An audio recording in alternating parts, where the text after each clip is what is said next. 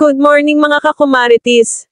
May early blessings ang auntie nyo for today's video. May pa-repeat order tayong 4-in-1 na kakanin sa Bilao tapos 100 pieces na fish lumpia. Bale ganyan ko lang inayos yung ating lumpia with homemade na free sauce na ginawa din natin. Kung para sa'yo ay nakakaumay ang pork lumpia, well, itong fish lumpia ang isa sa magandang alternatibo. Tapos last but not the least, ang ating 2-in-1 biko sa Bilao in medium size. Lately ay palaging kasali ito sa mga ino-order sa akin. Paano ba naman sa isang Bilao ay meron ka ng dalawang flavor ng biko na matitikman. Plus hindi natin yan tinitipid sa toppings. Generous tayo sa paglagay ng cheese, yung latik na may kasamang mani at yung matamis na mangga sa gitna. Dahil sabi pa nga nila, magtipid ka na lang sa ibang bagay wag lang sa ingredients. Dahil dyan ka babalik-balikan ng iyong mga customers pag satisfied kasi ang buyer, 100% ikaw ay may repeat order. Yung fish lumpia natin ay hindi din yan tinipid, tamang laki at may laman talaga. Hindi yung unang kagat, balat lahat.